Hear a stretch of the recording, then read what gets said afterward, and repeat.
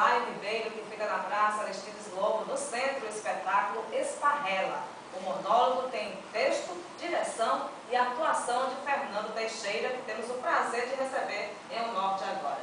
Boa tarde, Fernando. Boa tarde. Pois é, para começar, o que é o espetáculo Esparrela? Do que trata? O espetáculo Esparrela nasceu em 1984. Eu escrevi um texto chamado Do Mais Pagado do Carro, que é um monólogo.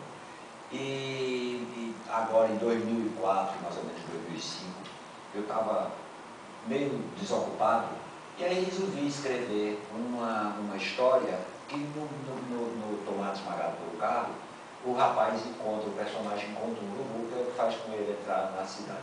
E aí eu conto essa história na perspectiva do urubu. É um desmembramento do o espetáculo. urubu, se fosse fazer uma trilogia já era a Bíblia.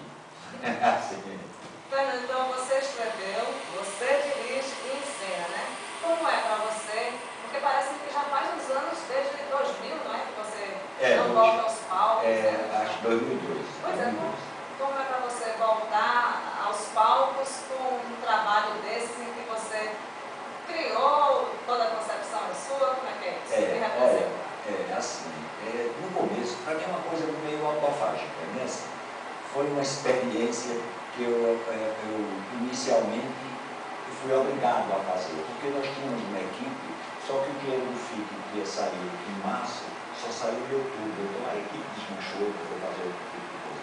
E quando saiu os recursos, eu então tive que conversar sozinho, porque eu tinha que cumprir aquela etapa.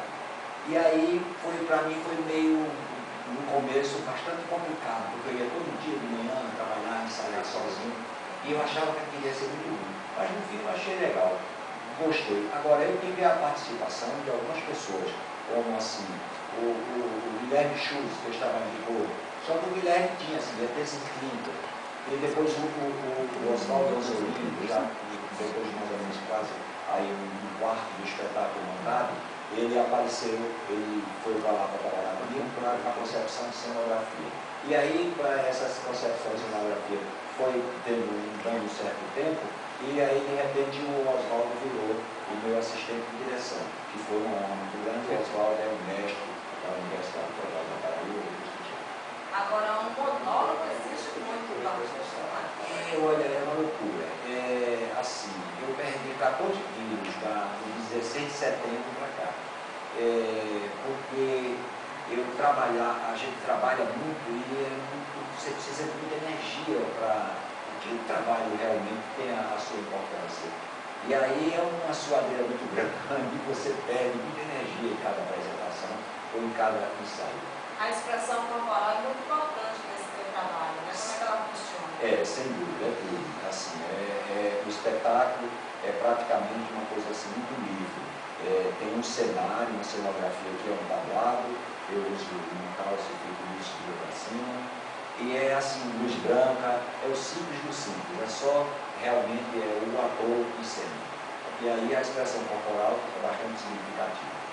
A estreia é amanhã, numa sala do Teatro Silai. Sim, não é no Silai. O Silai é um teatro que tinha anteriormente lá, mas que hoje nem está mais funcionando.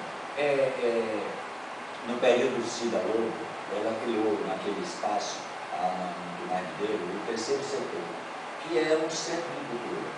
E aí eu tenho uma sala, outros grupos de teatro tem outro, tem as trapas, tem vários movimentos sociais e culturais funcionando lá.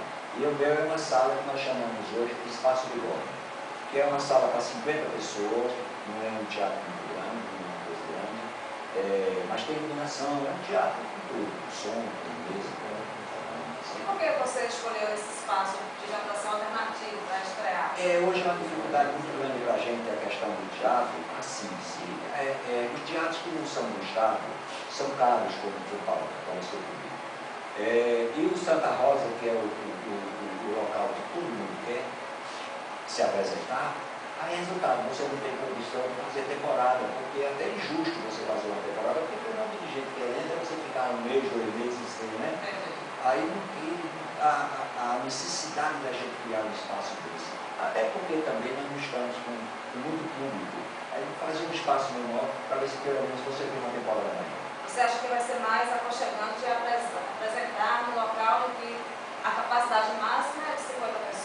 porque mais ou menos esse é o nível hoje na plateia de João Pessoa. Qualquer espetáculo de João Pessoa daqui da cidade, mesmo com nome, mesmo com peso, não passa, consta assim, quinta a domingo, é sempre um espetáculo que, se você for botar uma média, será uma média de 50 a 60 pessoas.